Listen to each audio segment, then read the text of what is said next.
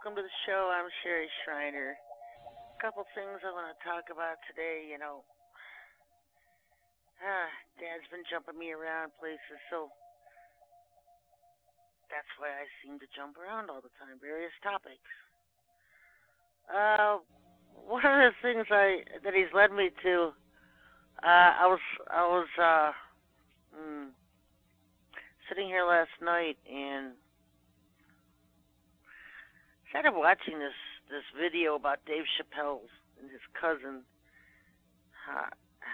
She did an interview saying he was cloned and the whole family had been replaced by clones, and that's something that I had been talking about.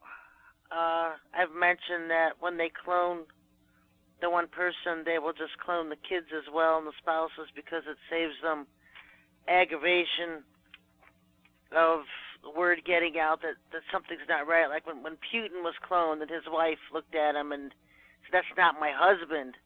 And that went worldwide. The media picked that up because, she knew that wasn't her husband, that Putin was a clone. And so, I remember, I think back when I first even started getting into this whole thing, because now you look at the internet, you look at YouTube, and there's hundreds and even thousands of videos out of robotoids and cloned synthetics and the cloning centers and the celebrities and the politicians, and this is stuff I've been talking about for 15 years.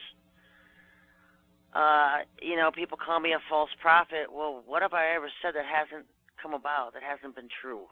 If you're going to call me a false prophet, you better have some serious charges because you're just liars. Everything I've ever said, I've been talking about this stuff for 20 years, is exactly what I've said. Back then, everybody called me crazy, the UFO lady. And now look at YouTube. Type in reptilian humans or reptilian shapeshifters or cloned humans. All this stuff comes up. This is stuff I've been hammering about for over a decade. And I can remember back in mid-2000s when I heard the story about 200, and I think it was 235 FBI agents in East Coast area. Pretty sure it was, I don't know if they were all from Boston, but that's where they ended up. 235 agents were rounded up. They were put into a correctional facility in Boston somewhere, and they were replaced by fakes. These human replacements, clones, fakes, took over their positions as agents and those people. And so a lot of that resulted in divorces because, the men weren't acting the same as their husbands. They didn't know who they were. The wives were not happy, and they're probably still there to this day unless they just killed them all off. I don't know. But that was my first introduction to cloning. Like, what the heck is it? What's going on? And I remember in 2005, the father telling me that the invasion had already begun. Everyone's looking for an outward invasion of UFOs and aliens, and it had already begun. And it was 2005, and people didn't see it. It was happening in front of your face, in front of your eyes. And now you look at it in 2017, and you know what the father told me this morning? He said, it's at critical mass. Critical mass. Most of the people we're looking at are fakes. Right now, humans are down to 3 to 1. 3 to 1. Out of every 4 humans, only one is real, has real human DNA. 1 out of every 4 humans. We are at critical mass. And so I want to tell you some stuff to watch out for, because, clones don't walk around with horns on their heads and tails sticking out of their ears. They look like us.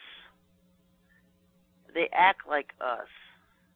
And one of the things I want to reiterate from David Chappelle's cousin, who was doing that interview because she had to argue with people who wanted to argue with her, saying that clones have souls, and she kept saying, no, they don't. And they don't. They do not have souls. What makes them look human to people is that clones can have emotions. Clones can laugh. They can cry. They can remember things. But what they are is they're basically, their brain is a computer program of everything and every emotion, every thought, every fear that person had that they replaced. You know, I've talked about this on my show before, how they're doing mind sharing and things like that. They basically take everything in your brain, and it's like taking a pure copy of your brain and putting it in somebody else.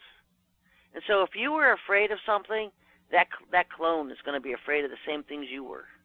If you see a spider and you scream, that clone, when he sees a spider, he's going to scream. They act just like you. That does not mean they have a soul. They're just mimicking what their brain is telling them how to react, because that's how you would react. Clones do not have souls. So what's happened to the people that they replaced? Well, they're dead. Most of them are dead. Most of them are dead. There's another more horrid aspect to it that I talked about on my show, and the mind sharing, how they take them to these underground labs, and it's like a mile long room, mile wide, whatever, probably larger. I don't know. Just tables. All these humans hooked up to computers. They're like in comas, but their minds are hooked up to computers, and that computer feeds off their mind, and it speaks to the clone that's portraying that person on the surface of the earth. It's pretty ghastly. That's what they do to a lot of the smart kids, smart hybrids who come up with these apps and these technical geniuses, and they end up in down there in that lab. That's the ghastly aspect, because they want your brain. If you're smart and you can invent and create things, they want your brain. They don't want you, they just want your brain. That's how inhuman they are. And so this has been going on for a long time, and now we've been seeing the disclosure, people coming out, David Icke, Donald Marshall, they're all, David Wilcox, that Thompson guy, I can't remember his first name. They're all disclosure agents. They're revealing to you stuff that is going on behind the scenes in their knowledge of an area of expertise.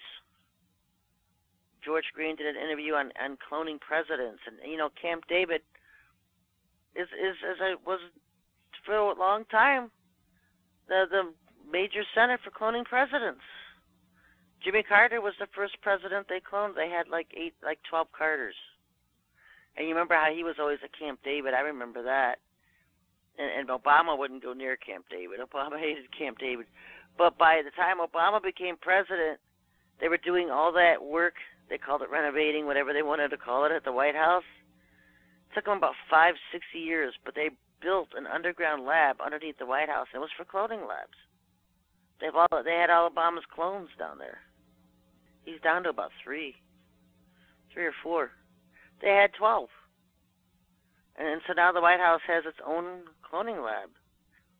Probably put it there because the guy refused to go to Camp David. He hated Camp David. They had a G20 once there, and we had that place covered with orgo, and we sabotaged the entire thing.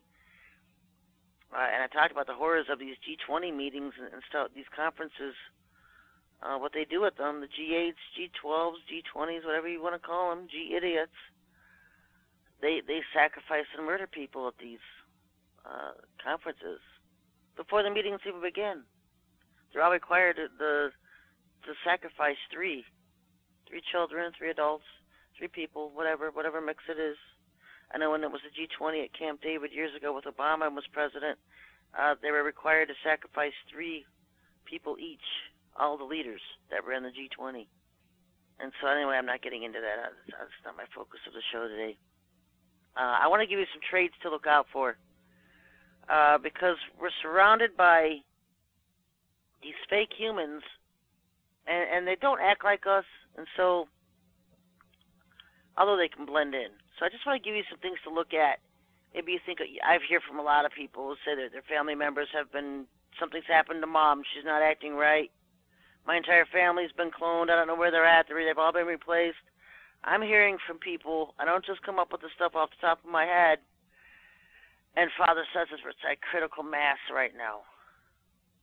So here's some traits, because it's not just cloned people, it's hybrids that I find this most dominant in. People, because crossbreeding is a huge part of this cloning agenda of the Illuminati, where they're crossbreeding. We have half humans, half alien DNA. All these kids amongst us with triple-digit IQs. They call them star kids, indigos. They even just Joe down the street and Mary. You know, they're just normal kids being born with high IQs because their mother's fetuses are being tampered while they're carrying that child, and the mother doesn't know it. When you get pregnant, you get put on a target list. And then the aliens start abducting you at night and come visiting you at night. And they're poking and prodding. You don't remember anything. And they're injecting stuff in that fetus, and that child grows up, and they've contaminated its DNA. So we have a lot of hybrids amongst us. Some of the traits that they have, they love to take pictures of themselves. They love the selfies. They're in love with themselves. They're constantly posting pictures of themselves. You'll see that a lot out of them. They're attention seekers. They want attention. They're drama queens. They're boasters and prideful. They like to boast and brag about any little thing. They have an attitude, the gimme, gimme, gimme attitude, the sense of entitlement. They basically act like they're bipolar with their psychotic behavior.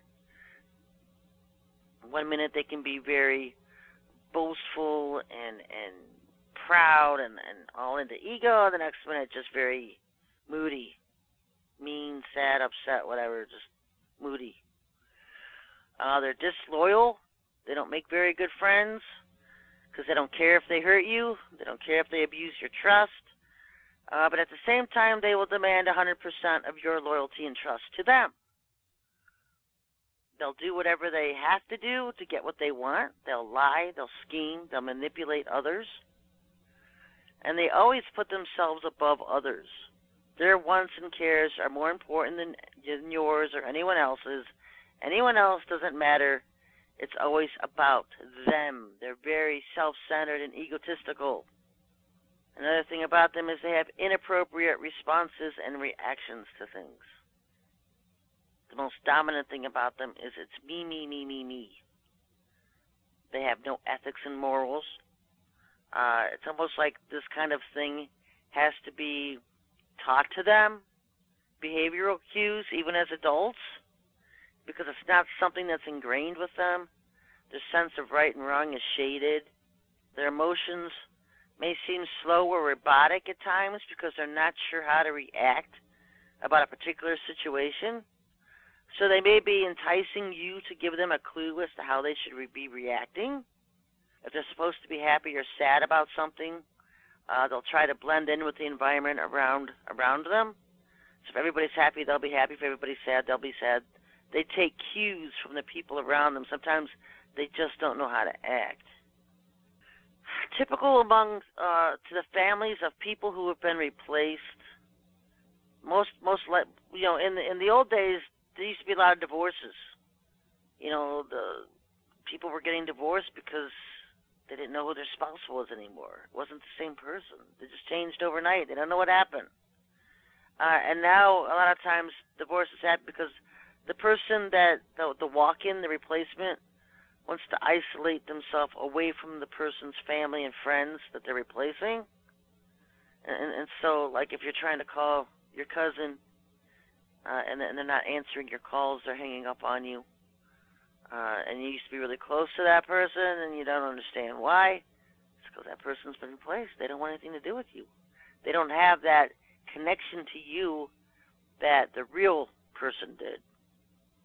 And like I said, they still have all the feelings and the memories of the people they're replacing. People think robotoids and clones have souls because of this, but it's not true. They just have the memories of how that other person would react. Some of the anomalies for clones, because I see this a lot of times in people. I watch particular people and to see when they're going to be replaced. and the ones I've been watching have all been replaced. They get spaced out. Sometimes they'll look spaced out. Watch for the dead, soulless eyes. Ears, lips are hard to duplicate and replicate. So when you have a clone or a robotoid, synthetic, whatever, the ears and lips, look at the ears and lips, because those are the hardest things to replicate, even on a clone. You don't get a 100% carbon copy. There's anomalies. There's differences. The hairline, look at the forehead. Look at the hairline. The weight and build. Clones are usually thinner than the person they're replacing. So just watch for that one, unless they put in a walk-in and they've swiped his mind and put a clone's mind in, and he has a different kind of body, and that's doable too. They can do anything with technology. One of the things about them is the clone speak and the reptile speak is what I call it. And I've said this, they use the term humans when they speak. I mean, who does that? Who does that? When Comey said, I've spoken to many humans over the years, you remember that was blasted all over the internet a couple weeks ago when he said that. I've spoken to several humans over the years. You know what I got out of that? It means most of the people he talks to are not human. Because he said, hey, wait a minute, I've talked to several real humans over the years. That's typical reptilian speak. When you have to throw that human word in because you're not human and your friends aren't human, but you know that there's humans listening and you have a human audience and whatever, so people will throw out that human term. It's kind of weird. But I've been noticing that one for years. Another one, clone speak, typical clone speak. And you'll usually hear this over in the New Age crowd somewhere, where they talk about the cocoon, like being wrapped in a cocoon of light, going back to the cocoon. They don't call it dying. They call it going back to the source, going back to the light, being wrapped up in a cocoon and warmth and light and love. Yeah, that's the cloning tank. That's the tank. In Ecclesiastes 1:9, it says, the thing that hath been, it is that which shall be, and that which is done is that which shall be done, and there is no new thing under the sun. This isn't something new, folks. They've been doing this stuff for a long time. That's why there's so many years ahead of us in technology, because they've been doing it for so long. The scary part is we're at critical mass, and still most of the population probably doesn't even believe cloning exists. They probably don't even believe these cloning centers are real. They're real. All this stuff. I've been talking about it for almost 20 years now. So now you've got all these people who aren't blacklisted, because I've been blacklisted. I've been on the blacklist since 2004. But you have people that are Masons and approved for interviews because they're controlled by them. The reason I'm blacklisted is because I'm not controlled by anybody. I don't answer to anybody. Nobody controls me. I don't have a handler. I don't have a controller. My handler, my controller is God, the Most High God. I speak for him. So I'm on the blacklist. And so these people, David Icke, who has been replaced himself, he's been soul scalped. David Wilcox, soul scalped. Donald Marshall will just tell you he's a clone. He says that in a video. He admits I'm a clone.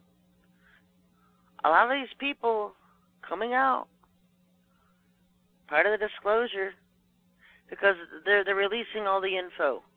It's been disclosure time since last year. It's like, okay, it's time for disclosure. Everybody has to show their hands. The card game's over. Everybody's got to show their cards. And so this is what's been going on. Everybody's showing their hands. Because, see, the play is almost over. The curtain's ready to go up. Curtain's ready to go up. And if people are still asleep by, now, it's their own fault because the information has been put out there. They just refuse to listen to it. What else can you do? Everybody wants to see something with their own two eyes, and it's like, just open your eyes. You know, people tell me, I want to see a UFO. Why can't I see one? Go outside and look. Look up at the sky. They move in at night as stars. They sit there for a while, then they move. Do you think that's a real star? Or you see something with red lights, flashing red lights, moving around, going in loops and circles, because that's how they usually patrol. There's no jet engine noise. You're not hearing any jet engine on it. Or the white flashers. Those are patrollers, too. Those are like guardians. I love those. I like the white flashers. They're funny. I think they're angels, but I'm not sure. But, yeah, and then there's also the chemtrails in the east in the morning, the planes with the whites. I'm not talking about those. Normal planes travel in a path. UFOs zigzag, they jump up and down, they do all kinds of crazy stuff. Go out and start watching the sky. How many people say, I saw a shooting star last night? Well, that's not a shooting star, that's a crashing UFO. You just don't know what you're seeing. A big part of it is interpreting what you're seeing. A shooting star doesn't shoot from east to west. Sometimes you can see a good old firefight between UFOs. I saw one time. I was out orgoning by myself in my area. And you know what? It was like, 7 o'clock at night. And I noticed there was a UFO following me. I'm thinking, it's a UFO following me. And then another one come up right behind that UFO. And they were like just sitting there. They were at a standoff. And I'm thinking, well, wow, that one's protecting me, because he's like, you could tell they were at a standoff. I just knew they were at a standoff, and the one was shot something at the other one, and the other one took off, and that's the first time I've seen UFOs shoot at each other, because I know the government has that capability too. But it was my introduction, even back then, to the fact that not all aliens were evil at that time. But this was a particular group of Nordics that wanted to be redeemed by God. And so they were trying to get my attention. They wanted me to intervene for them to God.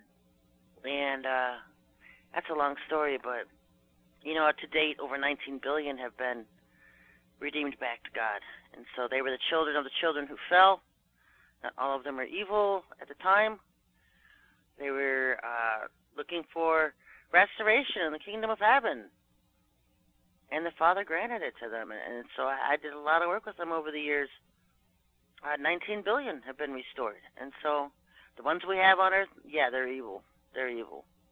The ones that are here that are left, the tall whites, yeah, they're evil. Because they didn't even qualify to be redeemed and restored. And the other ones involved with this destroy humanity project of cloning and replacing humans. It's critical mass, folks. It's critical mass time. 1 in 4 humans is real. That means 3 out of every 4 is fake. Or they have alien DNA. Anyway, folks, be back on Friday. No idea what I'm talking about. We'll see what that leads me to. You can go to SherrySchreiner.com and hit the donate page and donate to your favorite ministry on the planet. Until Friday, everybody. God bless.